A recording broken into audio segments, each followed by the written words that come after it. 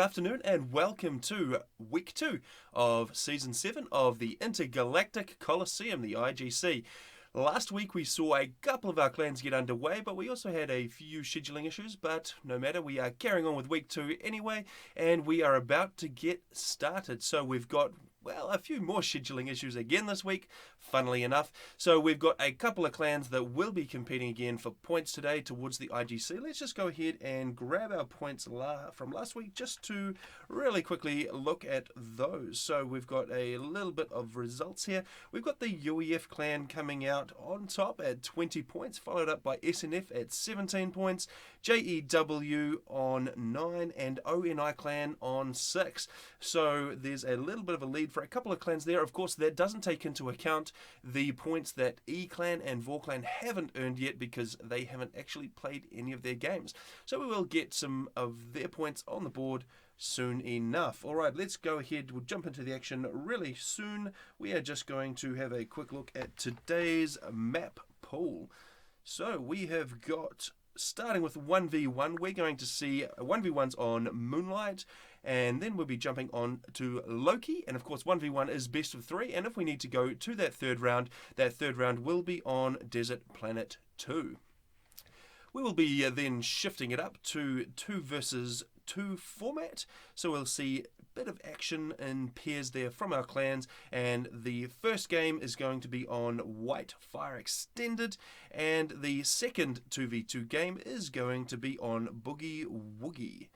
From there we'll switch up to 3v3 and we will be seeing a little bit of, well, starting to be team action, and that is going to be on Finn's Revenge in the 3 versus 3 format, and then we'll be seeing our 4 versus 4 to end the day, and that is going to be on Tabula Rasa. Alright. Let's go ahead and get ready for our first match. And boom, there we go. Alright, so we are going to head over to Turin Taramba versus RoboGear on Moonlight. Let's jump straight over to that and get our game underway. Alright. And that can go away. Alright, so we have got Turin Taramba, RoboGear on Moonlight. And in the south, we've got RoboGo. Well, actually, before I introduce these players, I'll just introduce my co-caster this afternoon. We have got Beast Mode Guns with us once again. Welcome. Interesting matches, say, and of course, VOR and VAW's Supremacy debuts in the tournament now, which means E will, as of today, be the only clan that has not yet played at all. So we have yet to see how they're performing their opening matches. Excellent. Alright, so we've got RoboGear down in the south. He has opted for UEF. He is getting his first land factory up, followed by a bunch of pigeons, and he's going second land before he grabs any of his mixes. Up in the north, Turin Taramba, he has actually opted for Aeon this time around. He has thrown down his first land factory. He's getting some power down, and he'll be continuing his expansion from there. So this should be a pretty good matchup. Both players 1600 global rating, and, well, have you got any predictions for us, Mr. Guns? Well, funny enough, Turin is actually about an 1800 on ladder. Turin plays a lot of 1v1s. So, especially, I think he might have the edge, but then again, RoboGear, from my understanding, does also have a fair amount of 1v1 experience. So, it could go either way, but I think Turin will have a little advantage. Right. And funnily enough, clanmates as well there, so we are going to be rooting for him, aren't we? Alright, so we've got the extra pigeons going down there, so there'll be a total of 7 pigeons for Turin Taramba, and just the 4 and, well, a couple more, so 6. So a little bit lighter on power there for RoboGear, but he may be able to get underway a little bit early with that second factory. It looks like it is going down slightly earlier, and that second one has just started to go down for Turin Taramba. So in terms of initial expansion, we've got an engineer out the front here for RoboGear. He's already scooped up a bit of mass. It looks like he's heading straight out to the Architect, you bring center. the stream? Sorry? Apparently they can't hear you well. Can't hear me well. Apparently I'm too loud, and apparently you're too quiet. Okay, let's try reversing that a little bit. I'll drop your volumes a little bit. Alright, so hopefully that is going to be a little bit better. So we've got a scout coming around this side, but unfortunately he's going to run straight into a striker for RoboGear and not last very long at all. We've got a little bit of a support contingent for that engineer in the centre. And there's a striker there, and he's going to be able to take out the flare that Tarantaramba is sending his way. So it's going to be a little bit of a net win there for RoboGear, although he is a little bit behind in mass income at this point. He was a little bit slow grabbing those core mexes, and he's only set on 5 mass per tick to the 7 mass for Tarantaramba. And we can see an engineer coming out from Tarantaramba to try and grab that mass, but unfortunately for him it is already gone. And it looks like Turin will be doing a 4th land factory, and RoboGear is going to go for a 4th air. So we are going to see the first air come out from Robo in this match. And it looks like, well, those 3 factories are already online, and that 4th one just starting, but there's a little bit more power there. So these guys are going to even out a little bit when they've finished their power builds. And we can see that Tarantaramba is starting to move his ACU out. So he's got a little bit of a contingent of Auroras heading towards the center there. He is going to make a move for that. Currently there's just a single engineer there for RoboGear, but he does have a little raiding party heading up, and that is going to be able to take out that engineer that Tarantaramba is trying to expand with, because there's actually no support for him at the moment. And we've got another little raiding party heading down the south of Tarantaramba's base, and he takes out the engineer. So another nice score there. Denies that mass extractor from being built, and it'll be chased off by a couple of Auroras coming in. The engineer in the center is backing up for RoboGear, so far not losing much at all and giving him maybe a slight advantage to RoboGear, but I would say there's probably a few more units on the field there for Tarantaramba, as long as he can get the placement right and get them where he needs them to be. And there's a little bit of an engagement happening in the center now. Those Auroras are just going to shift back. They're going to kite those strikers and probably not have too much difficulty denying that and having a little bit of a land win there. And we've got a couple of Auroras hitting the south here, and there's just a single striker there which won't offer much opposition at all. And there's a little group down the bottom here for RoboGear, which is not really doing a lot right now. It could be raiding, could be taking out this engineer, but it's not actually doing anything. So these Auroras just continuing to go to work. They are going to come in range of a number of strikers, though. They're going to be caught out. Of course, the lower health on those Auroras are going to make them a little bit more difficult to stay alive when they get overrun. But the ACU is coming into play now. Tarantaramba's ACU is going to start taking out those T1 units, so RoboGear does want to back those guys up and not lose too many of those at the stage of the game. There is a bomber out from RoboGear. It looks like he is going to look for a pass on Turin's base. It's a single engineer. Did a little bit of damage to the power grid there, but there is a T1 mobile AA out, and that is going to mean that he can't get too many passes with that bomber. So we'll see if he's able to actually take out those PGNs. Yeah, fine. He is going to make a second pass here, and it doesn't do anything. It hits a damn and completely misses the PGN's hit in the first run. And it goes down, so not a terribly effective bomber there, and there is an interceptor out now for Tarantaramba. So he's got his air factory up, and he's able to deny bombers. Well, there's actually another bomber down to the south trying to clean up those units. It has, well, not managed to get a bomb away, so not going to do any work there. There is a single striker being dispatched that way. That's not going to be enough to take out the 2 Auroras, and there's actually another contingent moving in here. So it looks like most of RoboGear's forces are concentrated up here. He's got a PD as well. The 2 Auras do pick off on our Tech 1 mechs, and in this map where the amount of mass points you have is small and spread out, you don't want to lose that mass. You have to protect the best you can. Otherwise, it's just going to be crippling and hard to recover later on. Think of it like Feta, for those of you who haven't played this map before.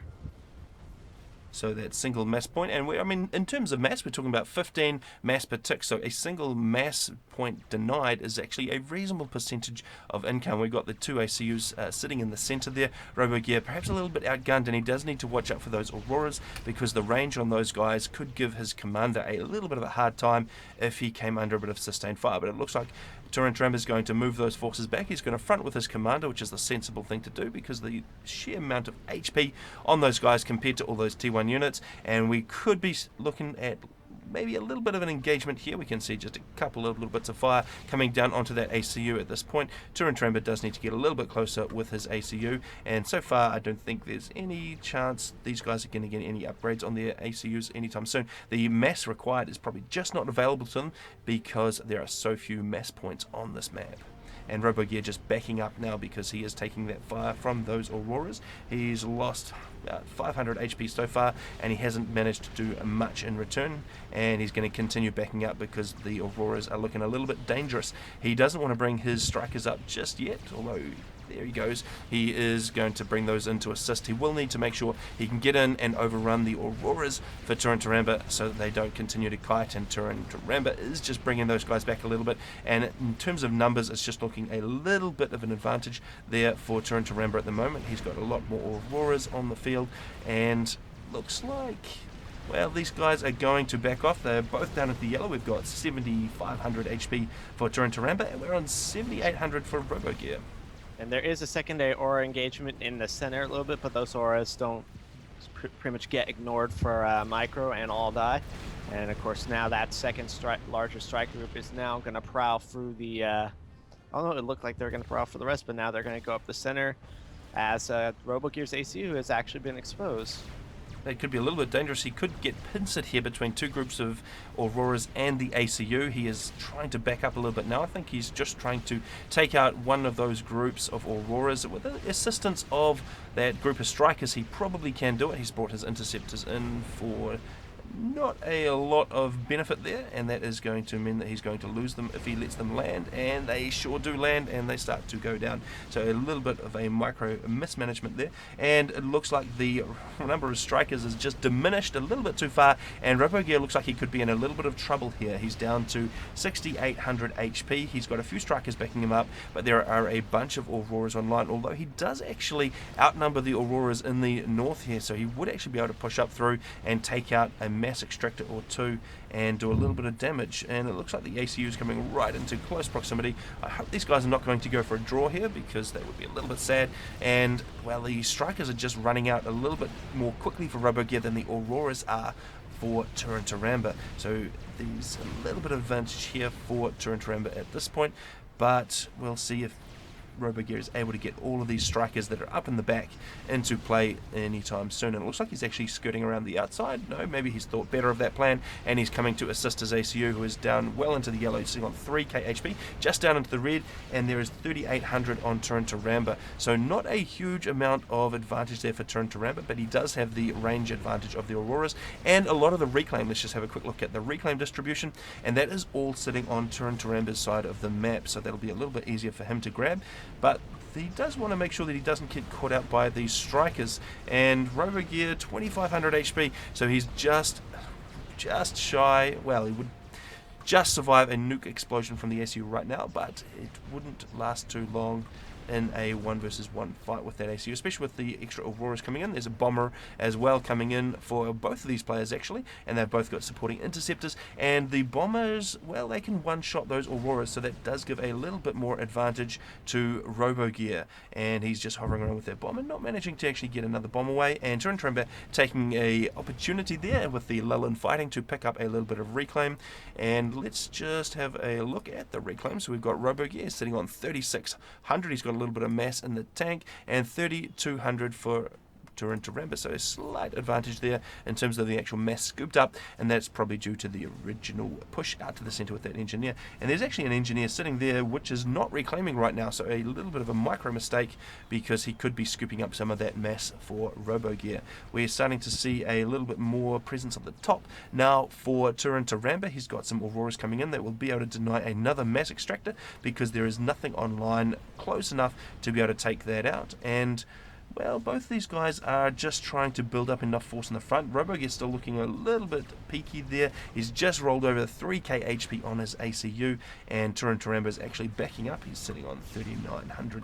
So these strikers here could be a little bit dangerous if they can bash their way through the front lines of Turin and not lose too much to kiting. But at the moment, the advantage, I would say, is just a little bit in Turin court, because he's got that range advantage and there's just not a lot that that RoboGear, is able to do to hurt that at the moment. And interestingly enough, it seems that this match so far is simply coming down to more spam. Turin has put up more factories. Turin is at about 7 land factories, and about the same goes for Robo. I think he's one short. So it's simply going to be a Tech 1 spam. It looks like no one's going to try to eco or get any form of Tech 2 upgrades.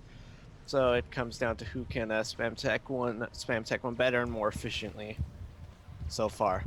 Turin Tramber does have a little bit of a power advantage. He's thrown down a few more pigeons, and actually he's still building pigeons, which suggests he might be thinking about gun upgrade here, which would be a little bit of an advantage on such a small map, and especially if he can keep enough in the tank to overcharge away, because that would blow the T1 armies out of the water pretty quickly. Yes, if Turam does get Aeon gun here, especially considering that there's no Tech 2 or no gun from Robo as well, I think it would really start to go in Turin's favor with the overcharge, especially the range of the Aeon gun, and it would eventually flip into Turin's game. And just as we say that, we can see that RoboGear has actually paused all of his factories, and he has started to throw down the gun upgrade. He is starting to take a little bit of fire, though he's got enough around him to keep the Auroras away, but he should be able to get that completed. There's a pretty significant T1 army there, and if he was to charge into this Aurora group, he probably would come out all right. Is Turin? Yes, we can see he is underway as well. Actually, he's just about finished on that upgrade, so he has got, was that the first or the second? Did you happen to see? Let me see. It was the first. He's just started the second. Yeah. So yeah, he's now getting rapid fire, and it looks like a Robo will finish it. So do the obvious Aeon limitation of having to get 2 gun upgrades. There is a possibility Robo will finish his upgrade first, but actually, Robo is negative energy. He is at risk of stalling. So he is stalling actually. So. Yeah. He's sitting exactly 200 income below Turin Tramber at this point, so all those extra pigeons that Turin Tramber threw down are starting to pay off. And we can see actually around the left-hand side, because there was a fervor in that mix, it was able to take out that Tech 1 PD, and those guys are starting to roll into the main base for RoboGear, so that could be a little bit of a problem. The gun upgrade is finished, and he's starting to lay down fire on those Auroras, which is nice that he isn't outgunned anymore by the Auroras, well, outranged I should say, but it is a little bit of a problem that he is now starting to face a few units in the back of his base, and he's actually lost the mass extractors that come with that. So the advantage is actually heavily shifting towards Turin Tramber at this point. There's only 11 mass per tick on the scoreboard there for RoboGear, and 25 for Turin Tramber. It looks like RoboGear did manage to deny this mass extractor at the top, which is nice, but unfortunately he's just getting a little bit outplayed. There is a T2 mix back at base there for Turin Tramber, and just a little bit more map control, giving him a little bit more of an advantage. And now he's rolling out with his particular gun. The advantage is going to flip to him now that he has eco most of the map control as well. He's going to keep building Tech 1 units, and RoboGear is going to build units as well, but he'll barely be able to sustain it for a decent amount of time. So he will crumble over time. At this point, I think it's mostly in Turin's favor, but we have yet to see. Robo does have that gun too, so he might be able to make some kind of cheese of that. He is going on a second veterancy, so that could work out for him if he's able to play out well between his gun and the few units he does currently have, and maybe he'll be able to make a clutch. The disadvantage here is going to be the power income. Turin Tramber is going to be able to lay down just a few more overcharges, and in fact we can see an overcharge just went out and took out half of the power he had stored, and RoboGear doesn't actually have energy storage yet, so he's not going to be able to respond to that. So definitely a bit of a problem, and he's starting to come under fire from that double gun Aeon Commander. It looks like Turin Tramber has allowed himself to get into range a little bit, and well, no, RoboGear's actually backing up because he's back into the red, sitting on 3100 HP. And well, looks like Turin Tramber is just hammering away at all of that T1, and those guys are just not going to last too long. In fact, he's pulling all of his Auroras back, and he's just going to let the commander do the work without losing any of his T1 army and potentially providing any reclaim. There is just a little bit of reclaim sitting on the field, so all of the stuff up here, it has been scooped up by Turin Tramber, and he is going to be sitting very happily in terms of mass right now. He has got 7,300 reclaimed compared to 5,400 for RoboGear, so RoboGear looking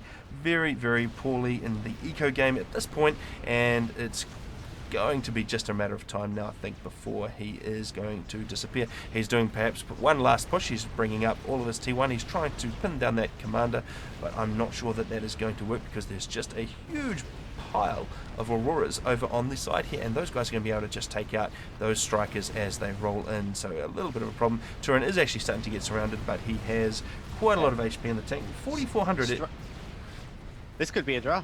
This could be a draw. Turin at sitting at 19k, Robogear sitting at 2k. No, the unit blocking come in. Oh, he is trying to block. He's trying. It's a draw. Oh no! Robogear just slipping the draw clutch from the jaws of defeat on Turin, despite actual effective unit blocking from Turin, just catches him in the explosion radius and results in a draw between Turin and Robogear for the first match of their best of 3 set for this 1v1. Wow, okay, I did not actually pick that Robogear would be able to get close enough to actually do that. Alright, let's jump out of this and back into... Here we go. That explosion radius killed it because he was blocking him. That was an absolute surprise there, actually, because Robogear was totally outplayed in terms of the eco game. Well, Turin Taramba had most of the map. He had all of the eco. He had a whole lot more reclaim. But Robogear managing to pull that back, and, well, to our surprise, he actually managed to pull off a draw. So that is going to be interesting because there are only 3 maps in the pool. It is a best of 3 in the 1 versus 1 series. So it does mean that it could potentially be a little bit of a draw there. All right, Mr. Gunn. What are we going to look at next? Have a look at what's coming up. It looks like there is a VOR versus UEF 1v1 being hosted, and it's Hawkeye versus Adjux. I don't even think we need to question the outcome for that one. Let's see what else has also been up.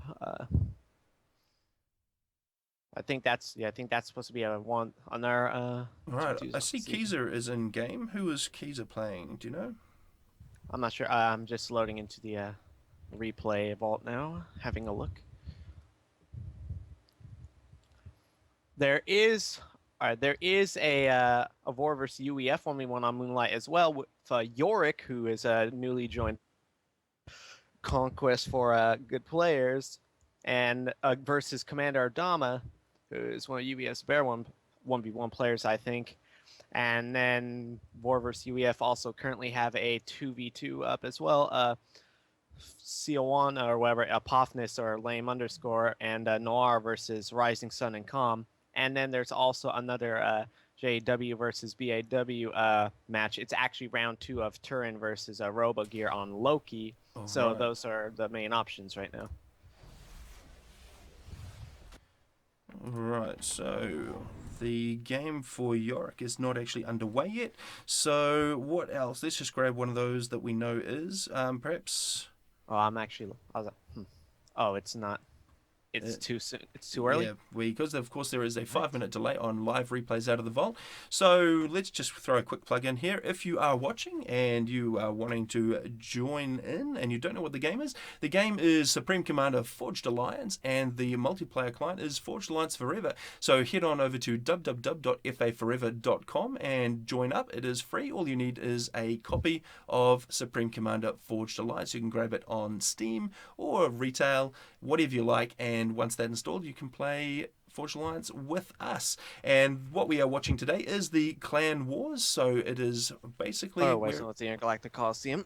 Well, people are calling it Clan Wars because it is clan-based. So basically the clans are fighting it out, and you do need to be in a clan for this one, but we can all watch it. And there's still time. If you are not in a clan, you can join a clan and get in on some of the action. Otherwise, you can just play heaps of games with us in Forged Alliance, which is arguably the best RTS ever made. All right, so what have we got in terms of games? Who's ready to go? One more I missed besides the other ones listed. There's also a VOR vs. UEF 2v2 as well, which is a Steinklotz from UEF and Felon from UEF versus Praise Eater, who is Jolly, and Keyser. VOR going all out for the grade A lineup. They're in it to win it for sure. But again, who's not? So, which is the game that you're picking for us to jump into next? Well, let's see. I mean, as much as I'd like to do a UEF versus 4 match, I feel like those are a bit more. Just, I think, well, not to downplay on UEF, but I feel those are a bit one side, mainly due to the average skill level of VOR players. But I think we could have a look at the Wi-Fi one because Wi-Fi is an interesting map, especially for a 2v2. So I All think that'd right. be an interesting-ish one to see. All right, and who is playing on Whitefire? Steinklotz, Praise Eater, Felum, and Kieser. It's for the VOR versus UEF, one of the VOR versus UEF 2v2 rounds. All right, let's see if we can find that. All right, we'll jump into that one and get our second match underway for week 2 of the IGC. All right, it is loading up as we speak, and we can jump through and get a little bit of action any moment now. It's just thinking about it. All right, there we go.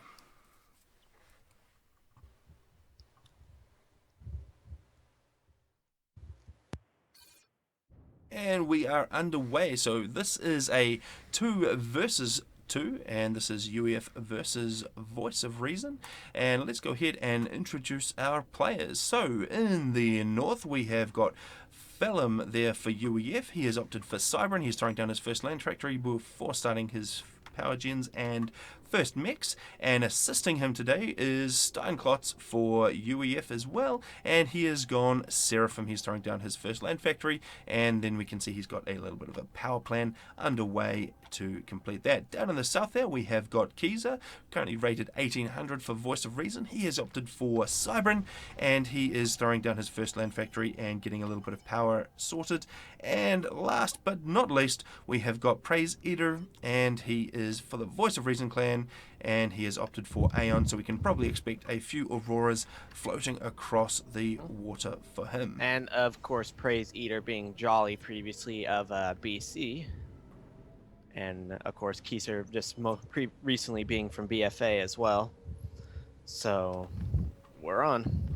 Alright, now interestingly, this version of the map doesn't have all of the reclaim. These guys will be able to scoop up a bunch of ice. We can just zoom out and see all of the reclaim around the map, but it doesn't have the wrecks that you often get in Whitefire, so they won't be able to take advantage of those for some super early teching. Alright, we haven't got any early Auroras out for Praise Eater, and it looks like I do see one early Zui out there for Steinklotz, so he's going to be heading south directly over to try and probably stop a naval factory, maybe deny a little bit of eco. We'll see how far he gets before he gets spotted. Alright, and Steinklotz just asking in chat there, is there a wreck? And I think he might be thinking of the other version of this map, which does of course have all of that reclaim. So no, they will have to pick up the clumps of ice around to grab that reclaim, and that is all they're going to have to work with. The rest is going to have to be generated eco. Alright, we can see there is a plan to get a second air factory down there for Felum. He is throwing down almost the prerequisite number of PGens, and he's going to get that air factory underway over here for Steinklotz. He has got a bit of a plan for it, but he's a little bit behind. He's just throwing down some more PGens before he can get those sorted. And then down for Kiza, we have got an air factory going to take advantage of the adjacency on that Hydra, because of course the air factory will use a lot less power when it builds, because it is in proximity to that hydro and gets a little bit of an advantage there. He'll be throwing down that air factory shortly. And then down here for Praise Eater, he has got his air factory. He's got all the pigeons up, and he's just about completed with that. So we'll see a little bit of play there. We might see some early bombers, which might be able to take out this Zui, which is all on its own, wandering across the map and going to try and make a little bit of a nuisance of itself. Of course, there isn't any more of those guys following up, so it's just the one Zui there in the plan.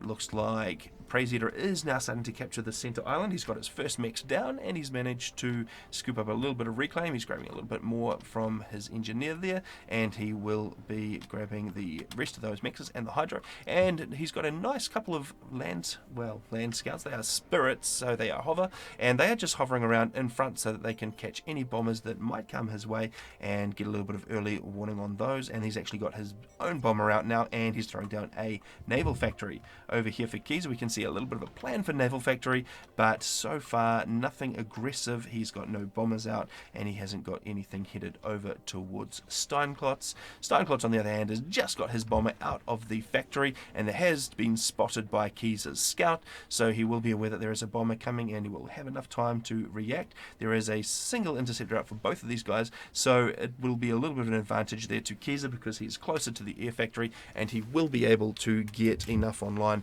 to deny that bomber, I would think, although it looks like a little bit of a micro mistake there has allowed Steinklotz to take that interceptor out without any damage at all. So a little bit of an advantage there, and that bomber is rolling in, and a second interceptor, so a slight advantage in the air game. And over here in the top left, it looks like the bomber, did you see what happened to that bomber? I think it must have been shot down. Yeah, the bomber failed to hit anything due to he attempted to hover bomb, I think, but wasn't able to line up and got shot, and it got shot down before he could make his first pass on Felon. A little bit disappointing there. And how is that bomber going there for Steinklotz? He has got 2 kills so far, and there are a bunch of engineers hovering around. There is a mobile AA out of the factory, and there is a static AA going up there from a couple of engineers trying to do a little bit more damage. And where is that bomber going now? He's actually headed out towards the ACU, which is not going to do a lot because the ACU has far too many HP for a couple of bombers to take out. Yeah, I think it's possible he might be trying to line up a bear shot because if he came back in, he wouldn't have been able to hit those NGs the way they moved. But that Tech 1 AA is going to finish. So he's managed to do a little bit of damage to that hydrocarbon plant. It will mean that, well, he's actually scooted off and he's going to head over towards Praise Eater, but there are a few interceptors online and they're going to deal to those bombers pretty well. So I'm not sure that there's been a lot achieved by those bombers so far from Steinklotz. So hopefully that is worth the eco that he has invested, and there's actually a bomber out there from Kiza trying to repay the favor, and I'm not sure that there are any more interceptors online. The single interceptor that Steinklotz does have is just about to get taken down by Praise Eater's Air Force there, so that's not going to do too well. It means that he doesn't probably have a lot to be able to deal with this bomber, although as I say that, a interceptor does pop out of the factory, and it will be a little bit too late to save those engineers. There's a very nice set of kills there, but it will now come into the sights of this interceptor and will go down. But he gets another bomb away. He's doing a little bit of a hover bomb, and he's going to survive for just a little bit more, and he gets another bomb away. So there was a pretty good number of kills there, and well, those engineers just surviving. Very, very lucky for Steinklotz. Anyways, interestingly enough for Phelim, he's gone ahead, sat himself in the water in the middle of the map towards that island, and he is now starting a torpedo upgrade. He is a Cyber ACU, so that is something for him, and if he can get that, then he'll be able to single-handedly control most of the water so long as his enemy doesn't have a significant force of, say, Tech 2 Navy.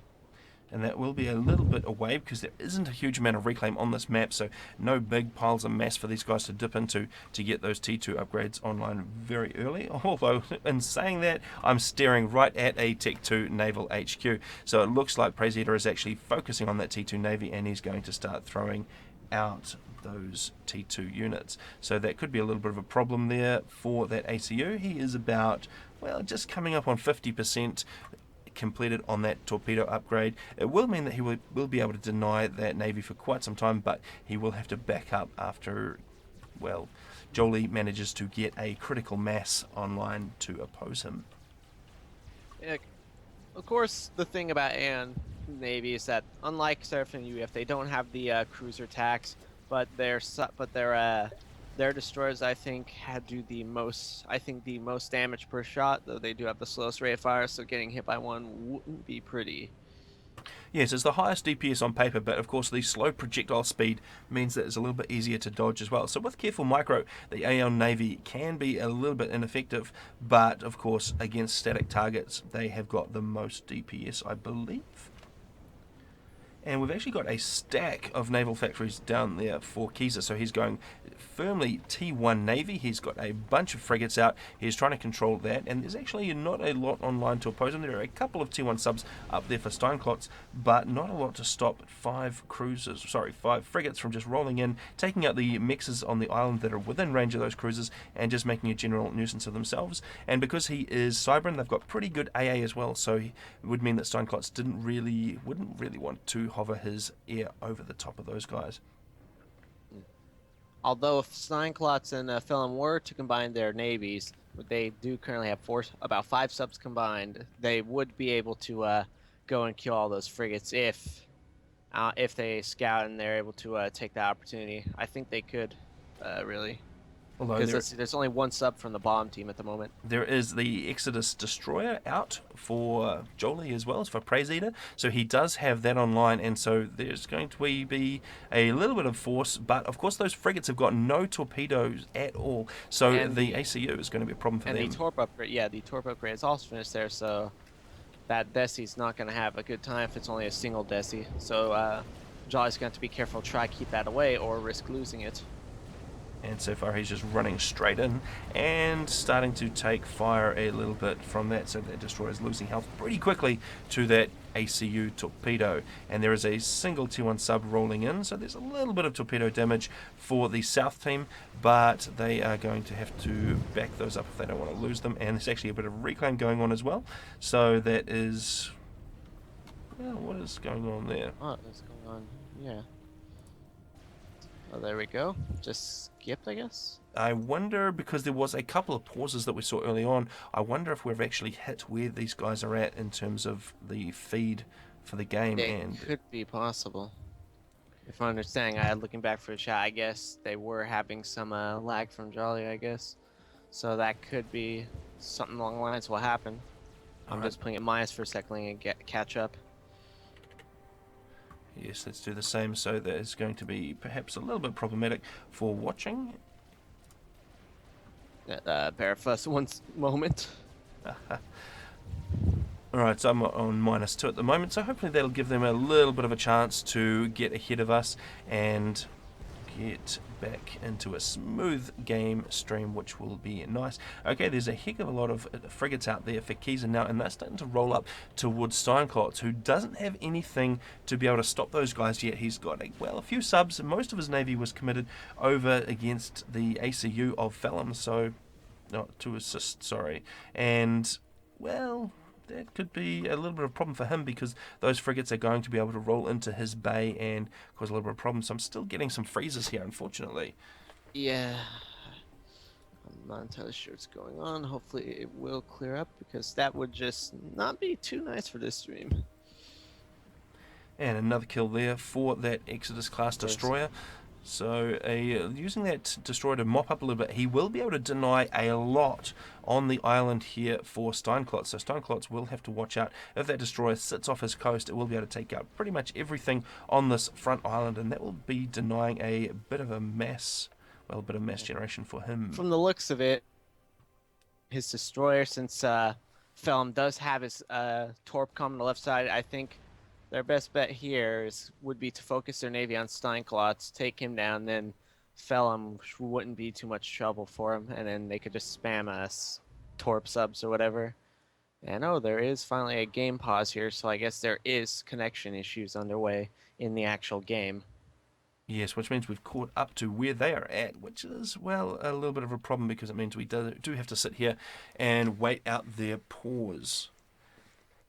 That's fun. I mean, give us mid-weight discussion things and can look at how they're doing for eco. At the moment, Keyser does have the highest eco mass-wise, sitting at 53. If Phelim sitting on the highest amount actually my bad, Steinklotz sitting on the highest amount of energy at 759. Let me see if Steinklotz is he is just sitting on Tech 1 Air. Yeah, it looks like no one's really gone going for Tech 2 area, and it looks like Jolly or Praise is still the only one with Tech 2 Navy. Jolly has put out a second destroyer, and he does have a third one about approximately 50% done if you do look at his factory there. So I think that's going to flip into the bomb team's favor at this rate, unless Phelim is able to start putting out T2 Navy, since Steinklotz is going to be under duress from that frigate swarm coming up. It looks like Phelim is relying pretty heavily on that torpedo upgraded ACU, which is a little bit of a problem for him because it can only be in one place at a time. So we can see there's a few destroyers out there for Praise Eater, so that means he can actually take out a couple of different targets at once, and it's just not possible for the ACU to be in two places. So it will be pretty easy for the South team to skirt around where the ACU is and do a little bit of damage. So I'm not sure it's going to be hugely effective in this game. The one advantage is that he can pick up the reclaim, and I'm not sure that he's actually doing that because there are a few wrecks lying around his ACU. Actually, there's some manual reclaim orders if we hold down Control Shift, and so he will be grabbing that. So a little bit more into his coffers, but he just can't get where he needs to be with that ACU. Let me check. I'm seeing if their swords are still up for the game. Yeah, their swords are all still up. So they should all, looks like. So there's some kind of unfortunate connection issue going on, and at this rate, if it isn't clear, we might have to go to another game, because we just can't wait here forever. That's right. So, well, let's have a look at what else we can jump into, because this is not looking good. But from the looks of it, though, I mean, Jolly is putting out Tech 2 destroyers. He has 2 out, and he is getting a third one, and of course, Keyser just has superior frigate spam. So I think Team 2 would have overran and just bombarded the top team with the Aeon destroyer spam. I think that probably is the case, and there's plenty of frigates online for Keyser to deal with the Zoes that are coming. So there's a few Zoes floating around there for Steinklotz, but the frigates will be able to run rings around those guys and take them out pretty quickly. All right, so let's jump out of this because it's not going anywhere fast, and well, let's jump back to back to the lobby. Alright, so we've got that there. Alright, so we saw there a little bit of a connection problem there for that. That was UEF and Vor on that match there. Okay, so let's jump back to the FAF client and have a quick look at who else is playing. Commander Adama has got a swords icon. Who was he playing against? He's playing against York, who also is another person who recently joined Vor. Just let me double check, make sure I didn't get that wrong. All right. Because that info is bad. All right, let's jump into that game and see how those guys are going to get on. All right. What is going on here? There we go. Alright, so we are on Loki. So this is another map in the 1 versus 1 best of 3 pool for this round of the IGC. And in the south we have got, for the UEF clan, Commander Adama. He has gone UEF. Unsurprisingly, he is throwing down his first land factory. He is getting a few PGNs after that, followed by a air factory. Well, actually 2 air factories, so that's interesting. He's going pretty heavy on the air game.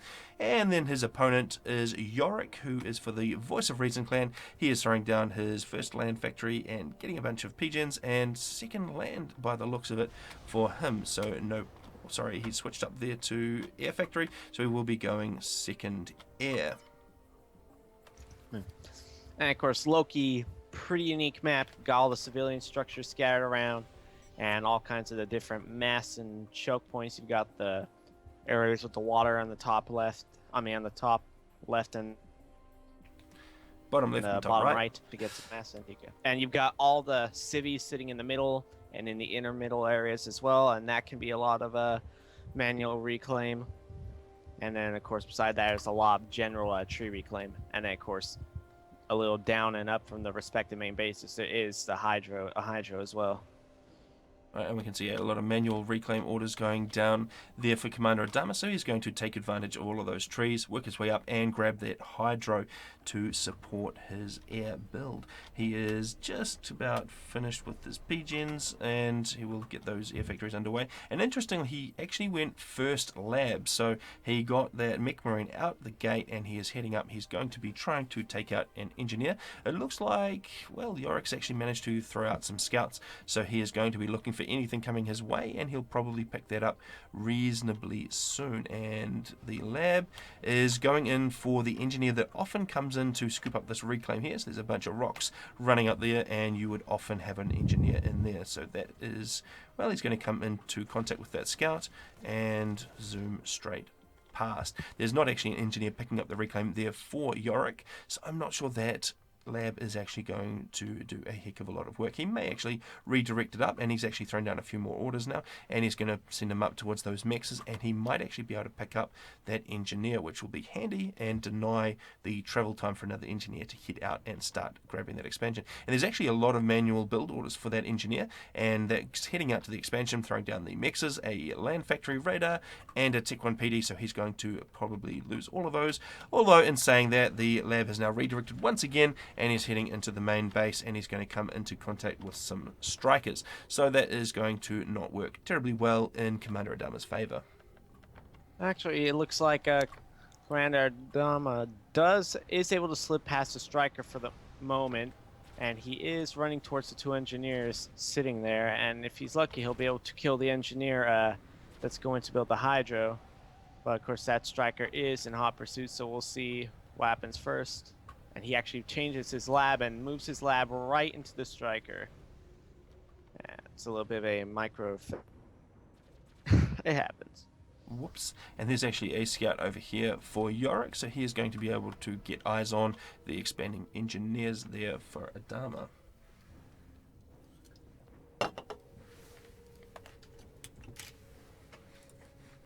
Alright, there is an air scout just sitting in the middle there for Yorick. I'm not sure whether that is intentional or whether he's just forgotten about that. But of course it will be providing a nice little bit of radar coverage, so he will be able to see any units coming up the centre of the map out of Commander Adama's main base. In terms of eco, Commander Adama is sitting on 12 mass per tick, 160 power, and Yorick is on 15 mass per tick, so a slight advantage to him, and 140 power, although Adama has just jumped up to 17. I wonder if that was a little bit of a mass stall. I wonder if it was because he has come back online with those mixes and he's taken the advantage once again.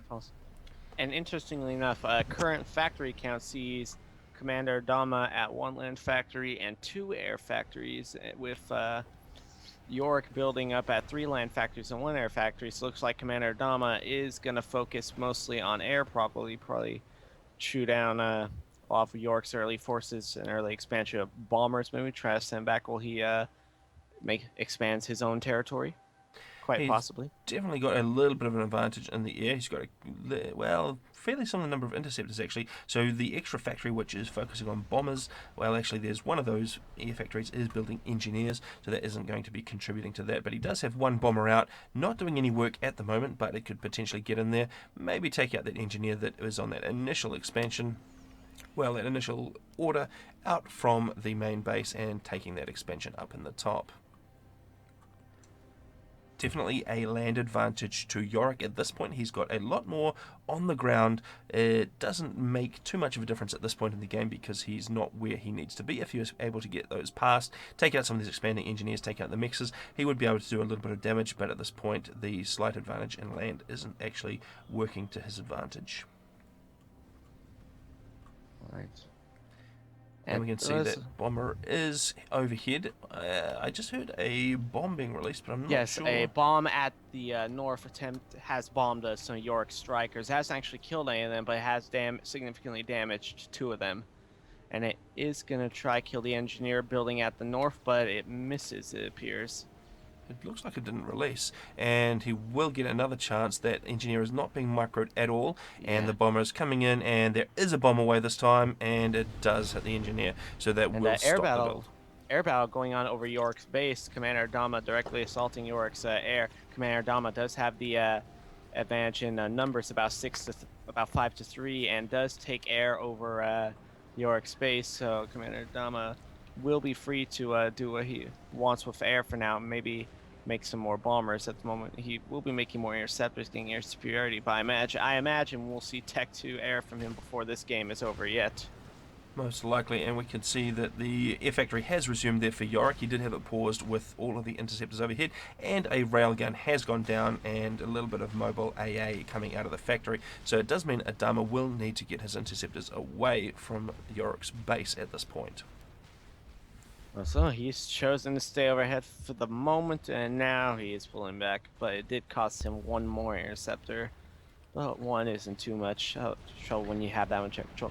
Interestingly enough, Yorick is pushing one of Commander Adama's expansions near his base on the hill to side his, right above his base, and Commander Dama has nothing to compete against him with, so that is going to cost Commander Dama one land factory and 3 mass extractors.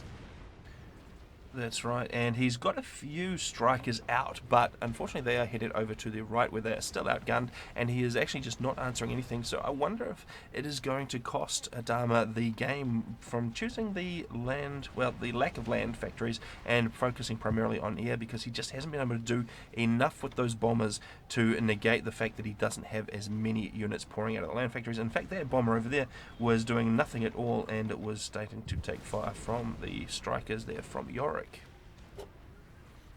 A bomber taking fire from tanks, that is very bad unit control there. I mean, bombers are supposed to be bombing tanks, not vice versa. And we've got a massive unit advantage now. So Yorick has continued to pour T1 units out of those factories. He has got enough online to wipe out that expansion there for Commander Adama. He was just trying to dodge that bomber fire at the moment. He doesn't actually have any mobile AA mixed in with his units, so he is still vulnerable to bombers, but at this point I think he's got enough to take care of the few bombers that are harassing him, and he's still got that massive advantage in land control. Well, actually, in terms of actual map control, it looks like Yorick is a little bit behind because he hasn't grabbed that bottom right expansion yet. Well, Yorick, interestingly enough, Yorick actually is just finishing a Tech 2 mechs in his main base, and he has another one that's upgrading as well. So look, he's focusing on improving his own eco in the case that he's not able to reclaim his expansions. So he is preparing for the worst case scenario, and will probably go for Tech 2 land soon. And that does give him actually a little bit of a lead. He's actually sitting on 35 mass per tick to the 31 for Commander Adama. So the raiding of those 3 mexes out the front of Adama's base and the Tech 2 upgrade has actually given Yorick just a little bit of a lead. He's sitting on 2 mass per tick advantage at the moment, and it looks like Adama has managed to get enough of a land force online to actually make something of a fight here, and he's managed to bomb away a lot of those T1 units, and he's managing to hold, which is a little bit surprising. It looked like Yorick was able to push straight into the main base, which would have been a problem as well, because his ACU is right up in the north here, and he wouldn't have had a lot in his base to defend it, and he's only got a couple of land factories as well, so he wouldn't have been able to produce his way out of it particularly easily. And interestingly, he has actually gone for Tech 2 mix as well. He has got a single Tech 2 mix in his main base. Starting to make a little bit of a move on the south position, but Yorick's ACU is going to take care of that. Yeah, Dama is starting to get some more land up. He's starting to prove that he does have a 3rd air factory, and he is putting some land factories up on his expansions. Overall, between his 2 expansions at the North, Commander Dama does have 3 land factories, and he does have a now significant amount of bombers bombing up there on the north, so he will be able to thin out some of the enemy units while he's building up his own, and he is going to be moving with his ACU, so he's probably hoping to directly assault York's base here soon if his bombers are able to kill enough enemy forces. Because, I mean, if you have half a dozen bombers, I mean, they are going to hit units. Even if you do micro them, at least one bomber is going to hit. Yes, and we can see units pouring out of those 2 factories up in the top, so those guys are getting ready for an assault, and the ACU is going to join them as well. We've got that engineer out the front bravely trying to rebuild those mexes for Yorick, but that is not going to last particularly long. And Well, those bombers haven't been able to do a huge amount of work. There's still a good number of T1 units online there for Yorick in the main base, but he is starting to look a little bit vulnerable, and he's got a decent little cluster of interceptors online and taking out those bombers, but he still hasn't mixed any T1 AA in. At this point, though, it looks like the bombers have all dissipated and are no longer assaulting this army at the top. It looks like Adama will be able to take care of that and maybe think about moving towards the main base. It won't be too difficult though for Yorick to throw down a couple of T1 PD, which is going to present a bit of a problem. 2 of the Tech 1 bombers do survive and do take out Yorick's Hydra. That will put him at a slightly lower power in Commander Adama, but since he's focusing more on land than air, it won't really hurt him as much as it would if Commander Adama lost his power. And it looks like these two armies in the south are going to collide. They're looking roughly equal, and maybe a little bit more. Well, they've both got backup coming in, so it's pretty even, but of course that will leave the reclaim a lot closer to Yorick's production facilities and, well, give him a little bit more of an opportunity to get engineers in there and scoop up that reclaim. And there's actually a whole lot of reclaim online, well, on the field there, up by Commander Adama's ACU, so he could be picking that up momentarily. In fact, there he goes, he's doing a little bit of a patrol there with his ACU to scoop up that reclaim. In terms of overall reclaim, we can see that Commander Adama has pulled in 2,700 and Yorick has pulled in 2,600, so very, very even on the reclaim figures so far, and it looks like Adama is starting to move towards the main base there for Yorick, but Yorick has got more than enough online to be able to deal with that, and there's a Tech 1 PD as well that he's thrown up. So that Adama actually has a Tech 2 land factor. He is going to queue up a Tech 2 power generator and a TMD, and he is now putting out pillars. Interestingly enough, figured he was going to go Tech 2 first since he's focusing on that, but he's going Tech 2 land factory, and Yorick has finished the same, and he's going to be making Sparkies, interestingly enough, so it's going to be interesting to see where that goes. And as you can see, Commander Adama is pushing Yorick's base now, so if you do make it through, and they are going to damage some of his Tech 1 power, and he wants to save as much of that power as he can. And he actually managed to get right in behind. I wasn't expecting that the T1 units in the top right there for Adama would get past, because there was a pretty good number of T1 online for Yorick, but they did scoot past, and some of them survived. They will be able to come down. They'll probably be able to take out the Hydra again and those engineers, because it's, well, they're taking a little bit of fire. I'm not sure if Yorick will be able to catch him.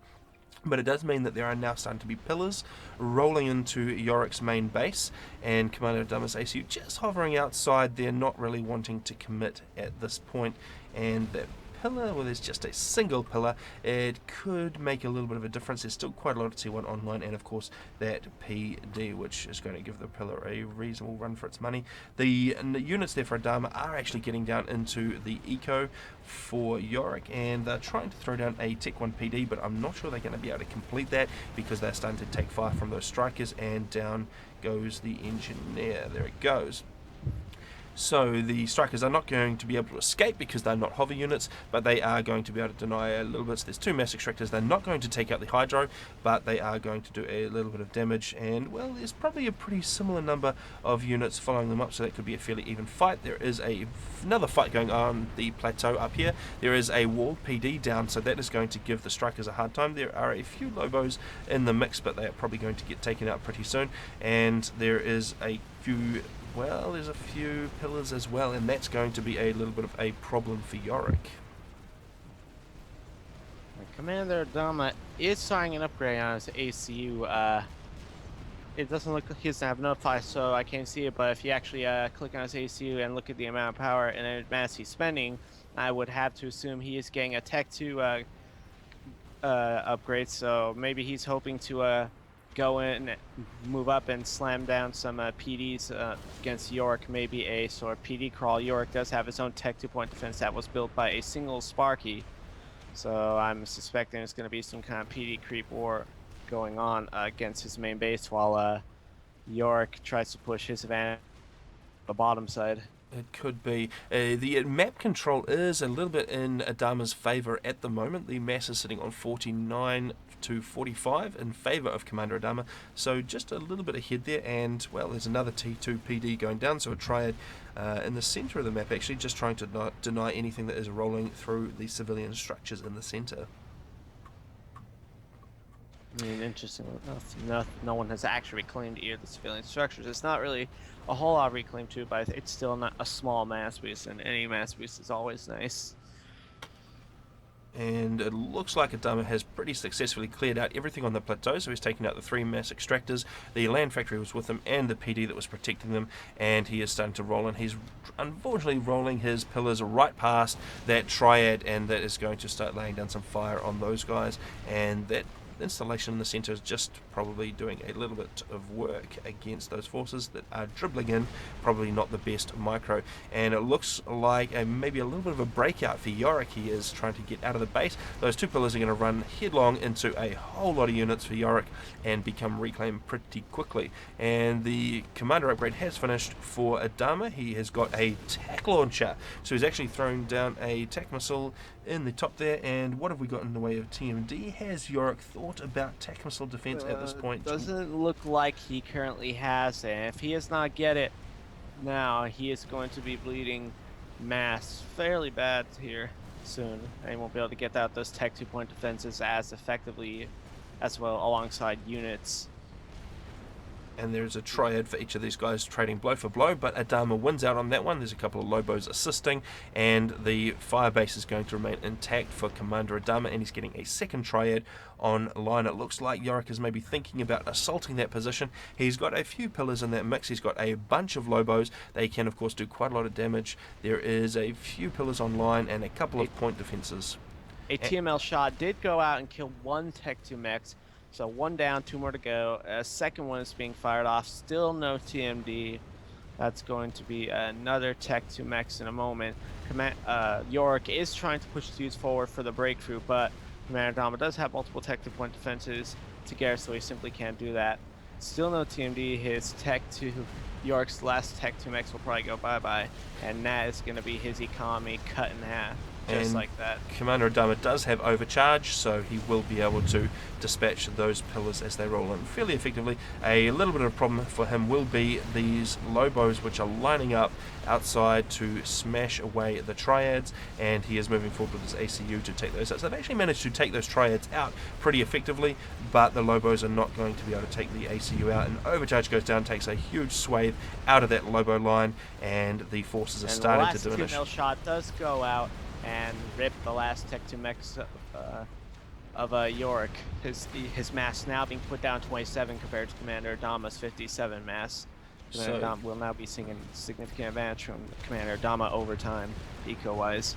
And the ACU for Commander Adama just mopping up the last of those units, and that leaves a whole lot of reclaimer right there for Adama as well. We could definitely see him throwing down a land factory just to spam up engineers for reclaim at this point.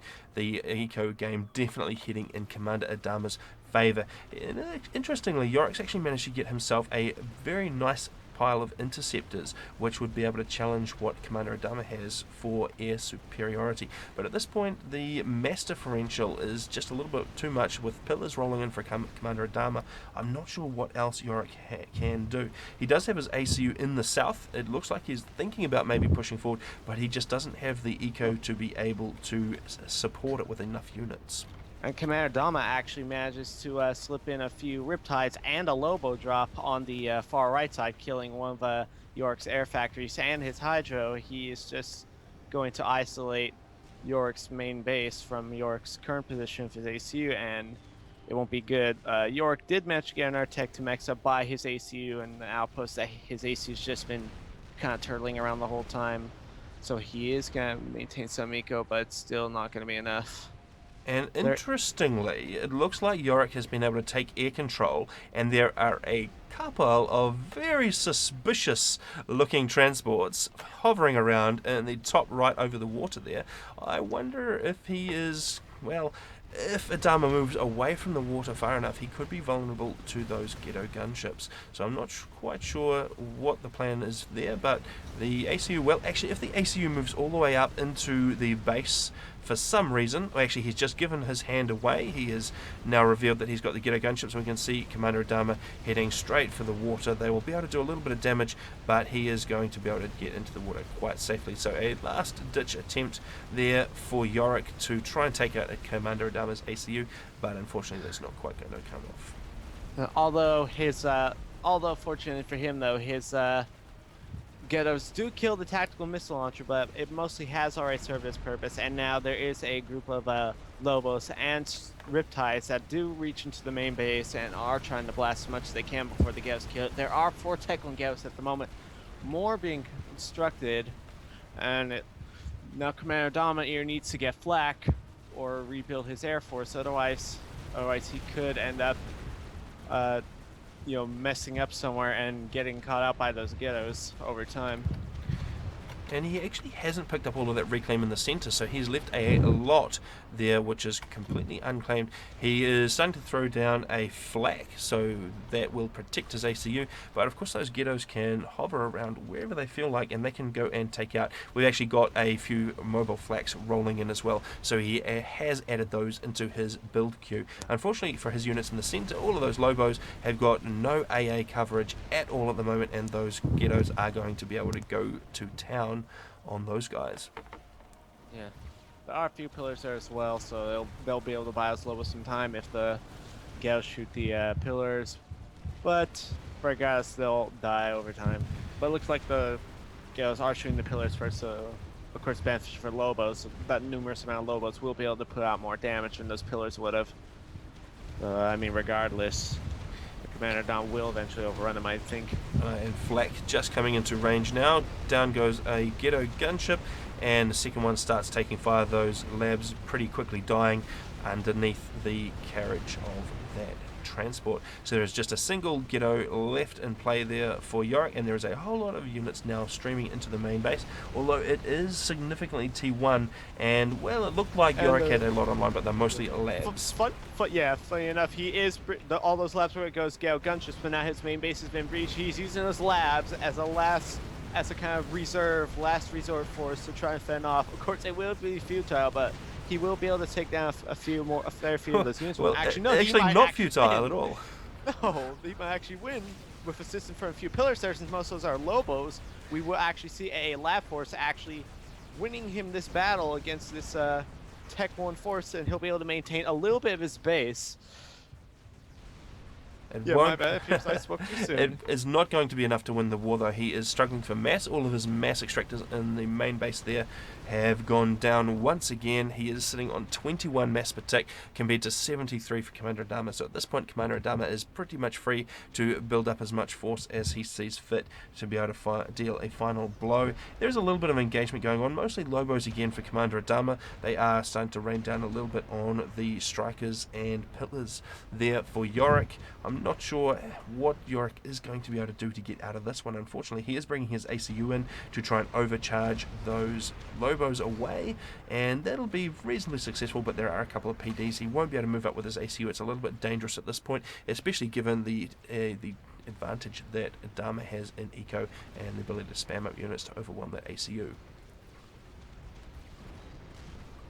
And a lone pillar actually making its way into the back there, and a ghetto going to work on him, and he is going to just do a little bit more damage, and I'm not sure if he's going to achieve too much. And that ghetto actually Yorick is directly assaulting the Lobos, and he on his side, but with his ACU he does kill him, but interestingly enough he didn't try to micro around them. He just walked straight forward past them, so that is going to give him a lot of unnecessary damage to his ACU. That could put him close.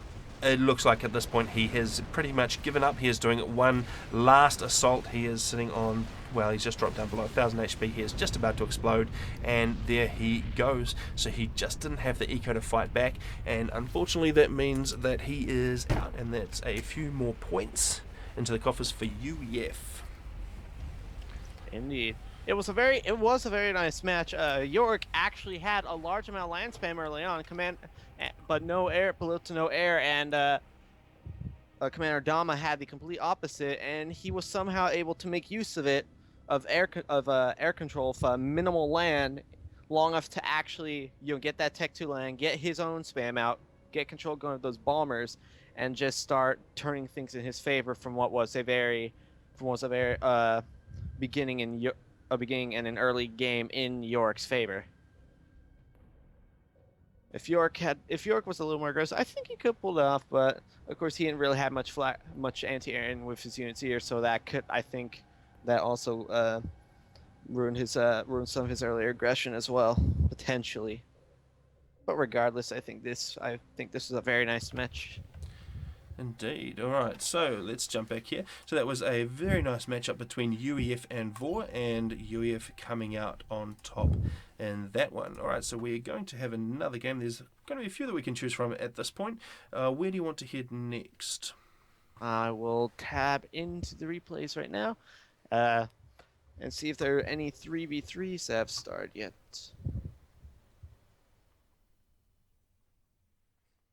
Of course, 3v3 will be on Finn's Revenge, I do believe, the 3v3 variant. I got that correct, yeah? Yes. All right. So, yeah. And, of course, that will be 6 points worth. All right, so Let's see. we are underway again with week 2 of the IGC Season 7, so it's Intergalactic Colosseum for Forged Alliance Forever. You can join us on www.faforever.com. All you need is a working copy of